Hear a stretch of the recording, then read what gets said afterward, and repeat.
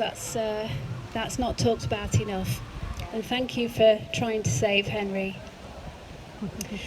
Next up is a passionate campaigner for wildlife, now based in London. She is the founder of the Zimbabwe Elephant Foundation, a non-profit that advocates for a future Zimbabwe where humanity and wildlife can coexist harmoniously. Here to tell you more about her very important work is Noma Dube.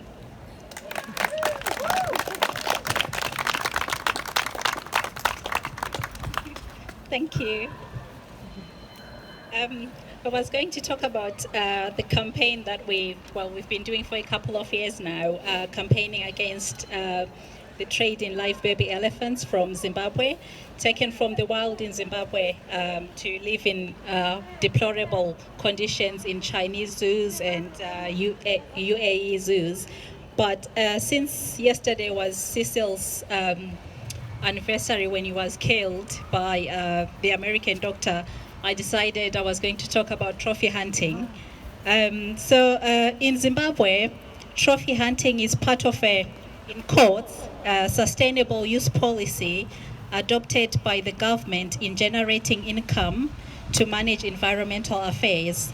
In principle, the income should be distributed where rural communities, specifically those living on the borders of protected areas dealing with wildlife conflict every day, but it is a story of mismanagement and unlawful determination of hunting quotas and missing money. It is not based on scientific detrimental findings data. It's simply a numbers game that is poorly policed, hunkered by corruption. Hunting quotas are traded by those who know how to play the game records that are inaccurate and not transparent with insufficient oversight. Claims that trophy hunting is primarily to do with wildlife conservation or wildlife management are misleading. We still blindly continue to blame elephants for causing ecological damage. It is not the elephants who are causing the problems, it's the mismanagement of national parks. Although we could debate on emotional issues and animal rights, we cannot avoid the facts. Trophy hunting in Africa has gone on for many decades. Communities living alongside hunting concessions have never been lifted out of poverty, and poaching has still not been controlled inside the national parks. This is because trophy hunting creates only a few low-paid seasonal jobs.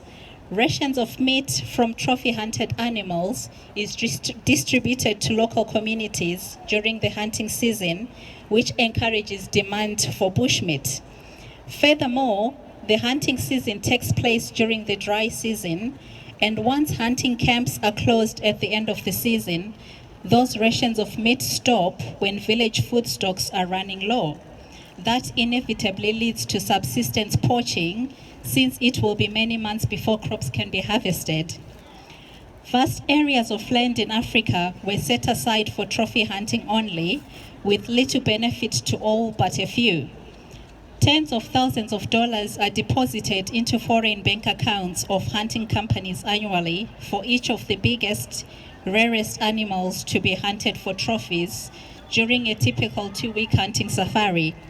That money never returns to Africa, and only a fraction of that amount is paid for license fees and permits within the country where trophy hunting takes place. Moreover, little of that domestic revenue is ever received by the communities whose land was set aside to create hunting concessions on the boundaries of national parks. Furthermore, hunting regulations are frequently broken, and poaching is a growing problem. As a result, excessive hunting and poaching have left many hunting concessions depleted of wildlife. A report prepared for the International Union for the Conservation of Nature, also known as the IUCN, noted that 40% of the big game hunting zones in Zambia and 72% in Tanzania are classified as depleted because the big game has been hunted out of those areas. Trophy hunting is a sport with prizes given by hunting clubs for the biggest, rarest wild animals killed by trophy hunters. Extra points are scored by those using bows and arrows to kill the biggest of rare key species. Even endangered species are still trophy hunted. Targeting the fittest, rarest species will be helping to drive them towards extinction even faster rather than saving them. Trophy hunters don't target only problem or old, frail, unimpressive looking animals as claimed.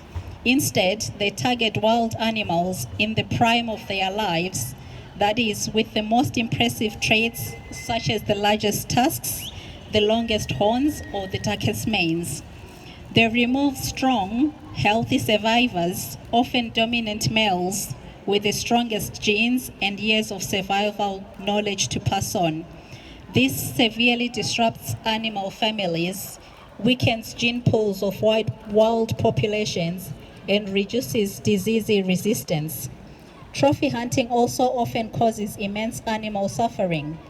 Trophy hunting does not prevent human-wildlife conflict, it escalates human-wildlife conflict. With no official figures in the absence of any census on specific species populations in Zimbabwe, hunting licenses and quotas are being used as bargaining chips in the numbers game. No records documenting the official numbers killed in the narrative problem animal control or on the numbers dying in the revenge killing by communities. The numbers are dwindling rapidly and no sign that this will be addressed anytime soon. Thank you.